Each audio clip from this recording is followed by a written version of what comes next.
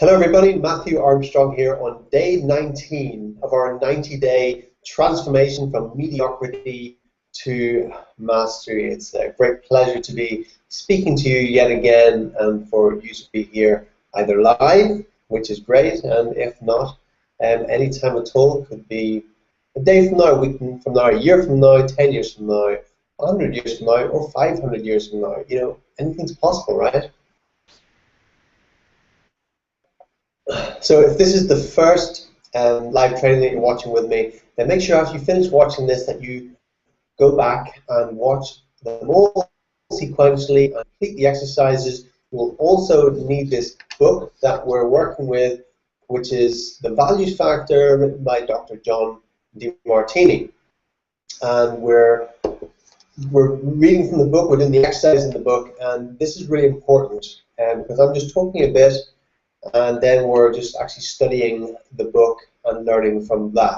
And if you haven't got the book yet, then you can go to drdemartini.com and buy the book and see what other stuff he's doing. And also you can, or buy the book on Amazon, right? But it's something you need if you're going to take this seriously. If you truly want to go from mediocrity to mastery, then you've got to take this stuff seriously.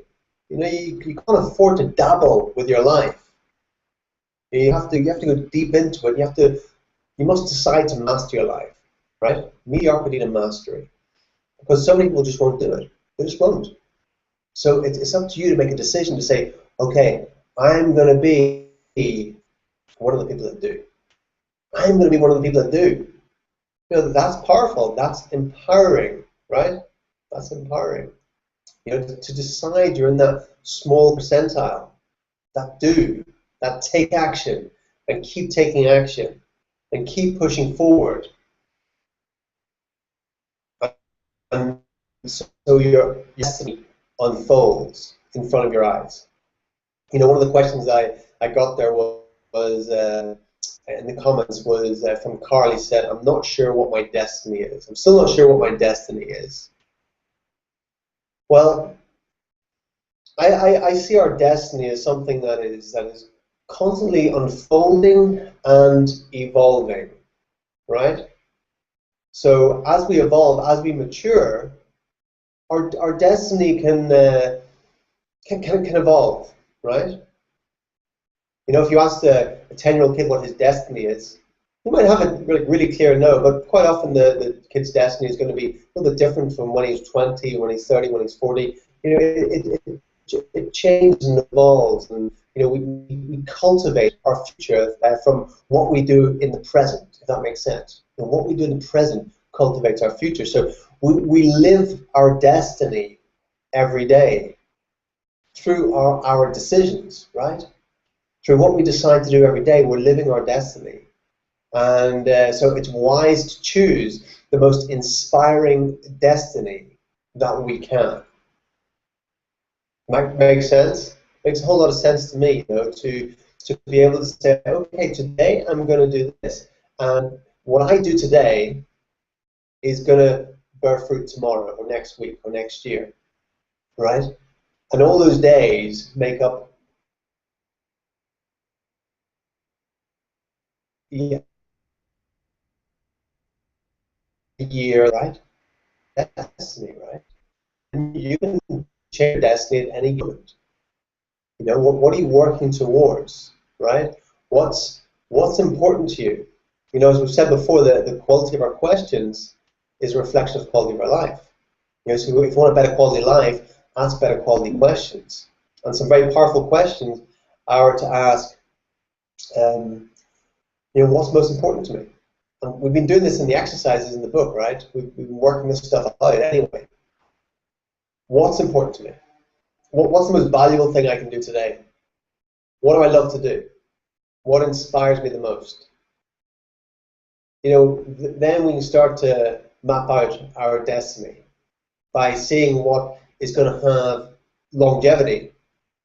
There's some things we love to do, but we only love to do them for 5 minutes. You know, there's some things we love to do, but we couldn't imagine doing them every day for the rest of our life. But choose something you wish to master in this life, that you personally wish to master, and something that you love to do, something that inspires you, something that you feel is going to make a difference, right? Because deep down we all want to make a difference. We all want to leave some sort of impact on the planet, which is a favorable, which is like an auspicious impact on the planet, right? We all want to do that. So through your own gifts and talents, you can do that in whatever way you can.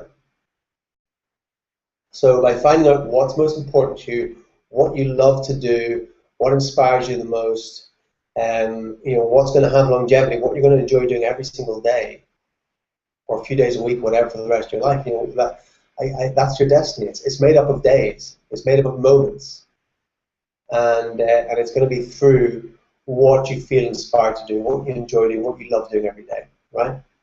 And that's going to make up your destiny.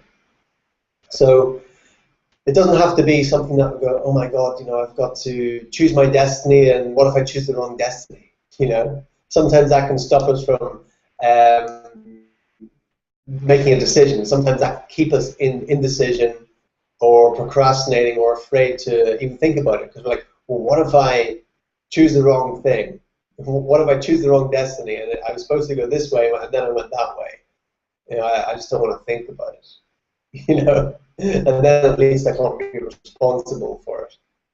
So don't worry about it. We can change direction at any time. If we're driving along in a car and we take a wrong turn, we can always turn around and go back. We can always, okay, we need to go on this road to get over here again.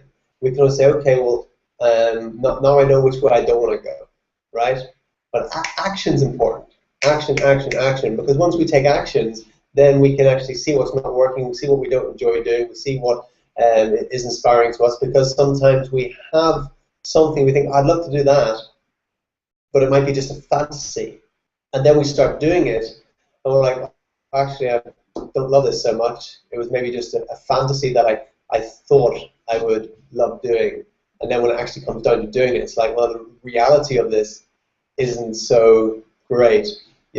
I see it in martial arts. A lot of kids, adults, whoever, have a fantasy of doing martial arts and becoming a proficient martial artist, because they've watched it on movies and stuff like that. And then when it actually comes down to the training in the dojo and what they actually have to go through, like, no, this isn't the romantic ideal that I had.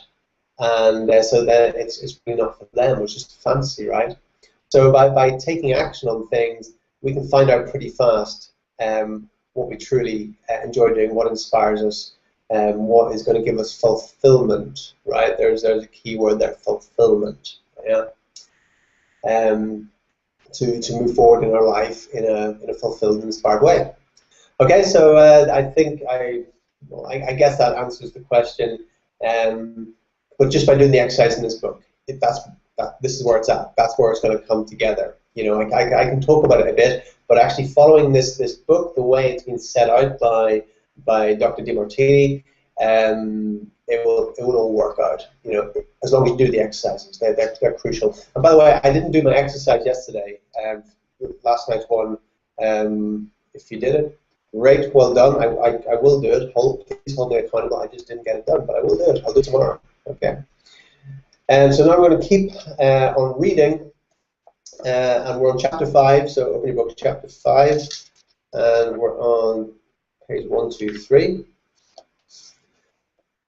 And this chapter's about relationships. Yeah. Deepening your love. Where there is love, there is life. Mahatma Gandhi. The values factor has potential to enrich every aspect of your life, but it is especially powerful when it comes to your relationships. If you're seeking deeper, richer, and more meaningful relationships, whether you're attempting to find a life partner, starting a new romantic relationship, enlivening your marriage, enriching your friendships, or empowering your dealings with colleagues, business partners, and customers, the values factor is the key to your fulfillment. Knowing your highest values and being aware of the highest values of others is the crucial starting point for an inspired, fulfilling relationship of any type. Understanding the values factor means that you can communicate your own highest values in terms of the highest values of the people who are important to you at home, in your personal life and at work. The more you can communicate the connection between your highest values and those of others, the more fulfilling, nurturing, and durable those relationships will be.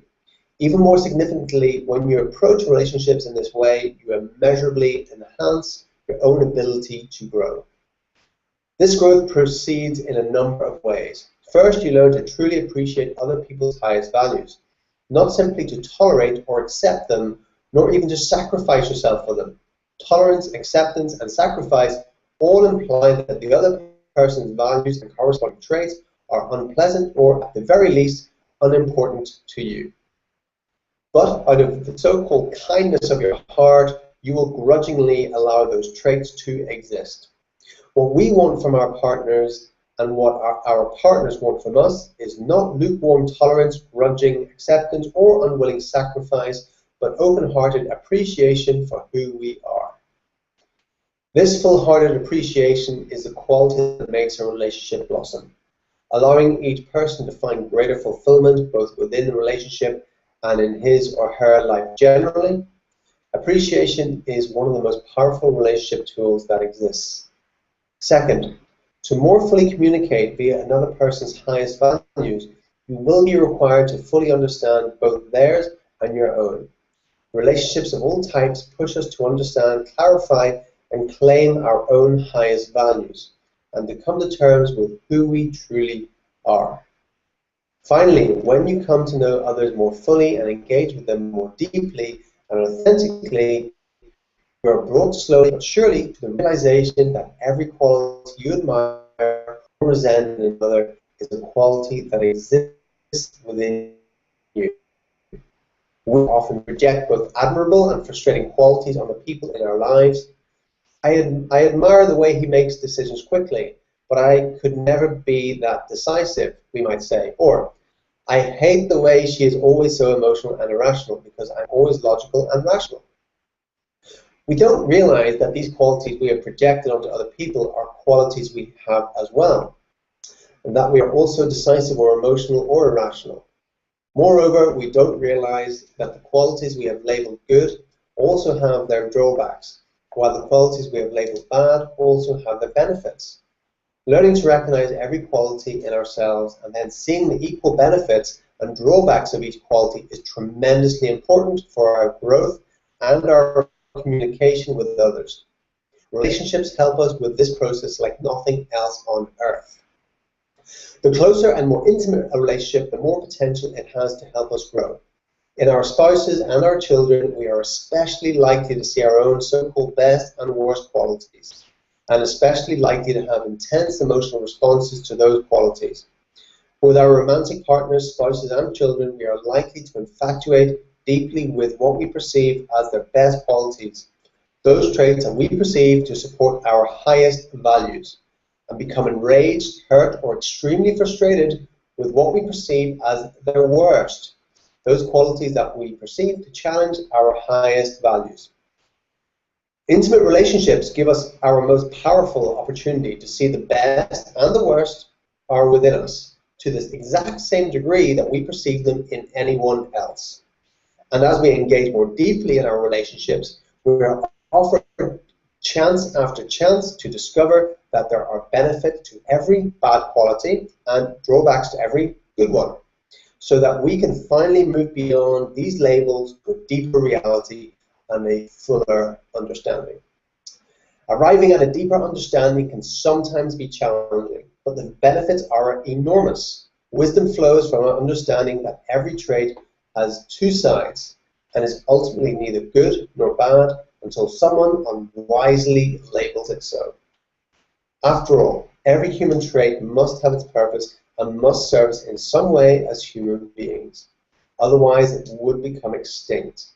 But because the universe is constantly manifesting balance, any trait you might at first admire is likely to have associated with it an aspect that you also despise.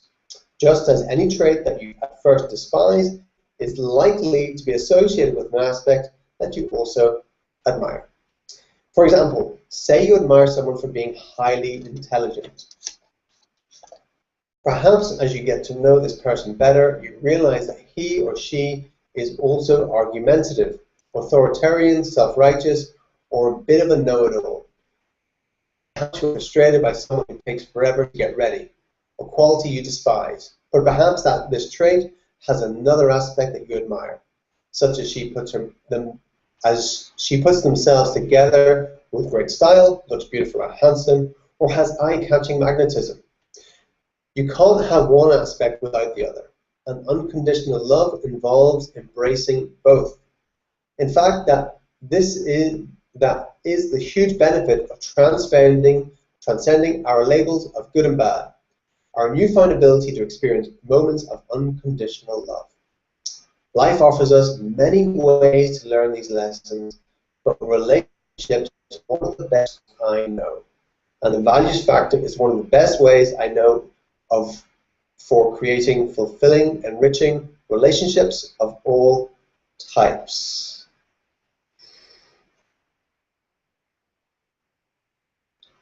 Okay, so we have the 3 types of relationships.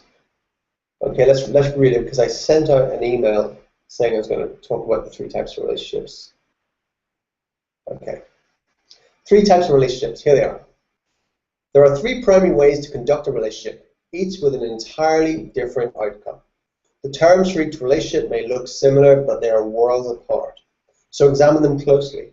You might have a careless, a careful, or a caring relationship.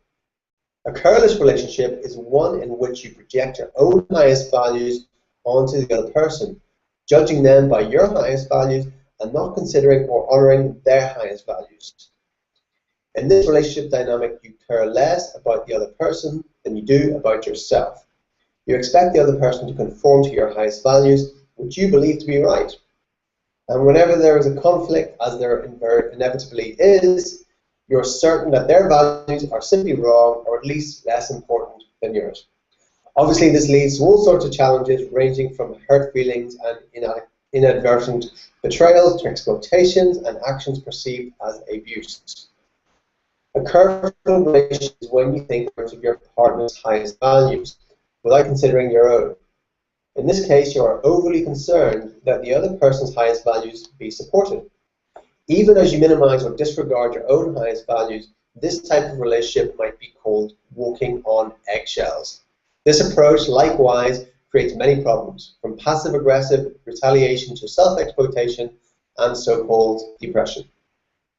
Ironically, both the careless and the careful relationships are one-sided approaches that effectively ignore either the other person or yourself. In the careless relationship, you think primarily of yourself, with little regard for what the other person needs. In the careful relationship, you think primarily of the other person, but you aren't really engaging with the other person. You're just imagining that he or she wants and shaping your own behavior accordingly.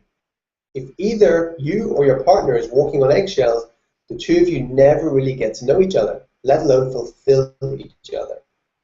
You're just trying to stay out of trouble and keep the peace, which is not an effective way to achieve true intimacy or communion. The third type of relationship is a caring relationship, in which you communicate your highest values in terms of the other person's.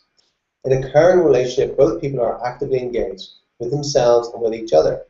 Each of you thinks about yourself and the other, expressing both your love for yourself and your love for the other person.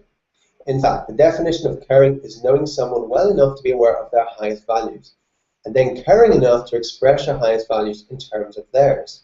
For example, I once counseled a woman who was frustrated that her husband was away from home so often.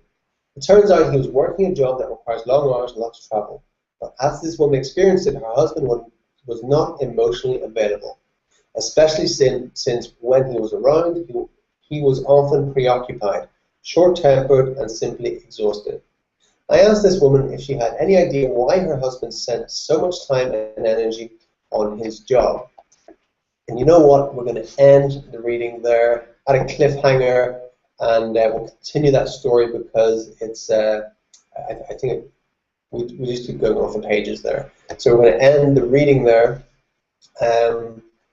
Just understanding the 3 types of relationships. Let's talk about that a little bit more before we finish up for this evening.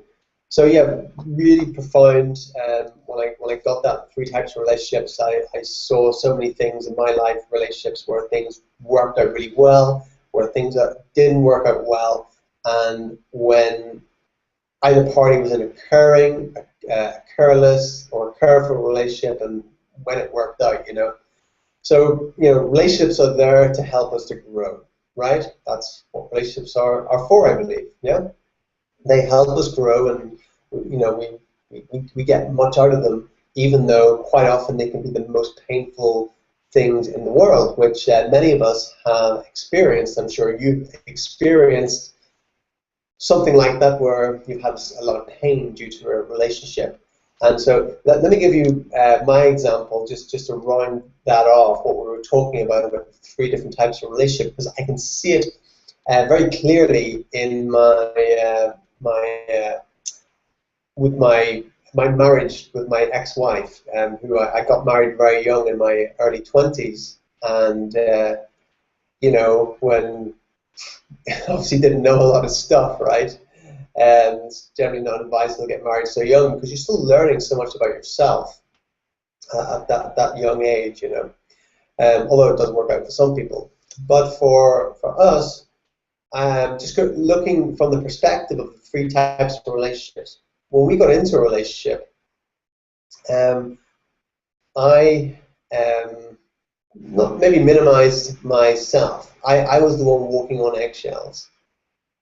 Because of my infatuation, I was the one that was going, okay, you know, she wanted to eat McDonald's. I'm like, okay, yeah, let's eat McDonald's. You know, you know, I was kind of like just appeasing her in many ways, and she never really learned anything about me because I was never showing my true self, right? And interesting thing, just the time we spent together, I just did the stuff that she was into. I never really did the stuff that I was into, you know. I still went and trained my martial arts and stuff, but when we were together, there's parts of myself my true self that didn't come through.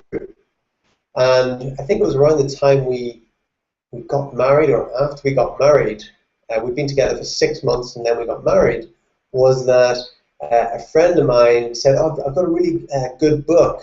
I think you'd like it. My wife looks around and says, book? He doesn't read. You know, she just thought like I couldn't read or something like that. I'd never read a book in that 6 months I was with her. But before that, I was always reading books. I always had a book that I was reading, you know. So I changed myself for that time with her. And so I was the one walking on eggshells.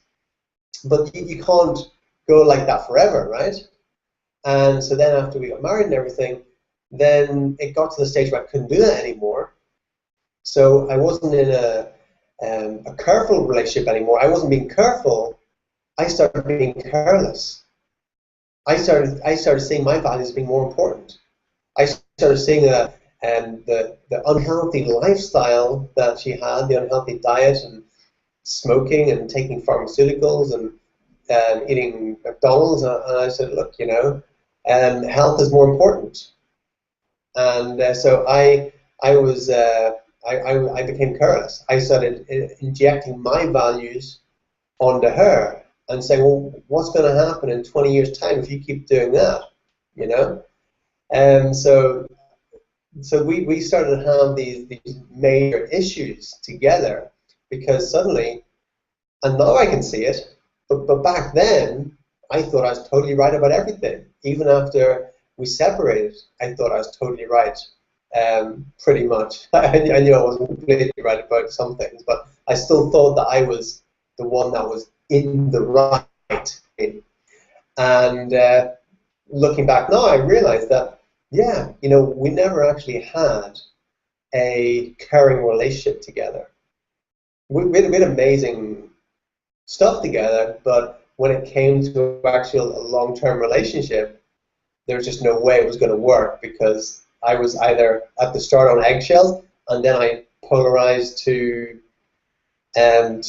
being careless and thinking that my values were more important than hers and making her values wrong, which that wasn't going to work, was it? Right?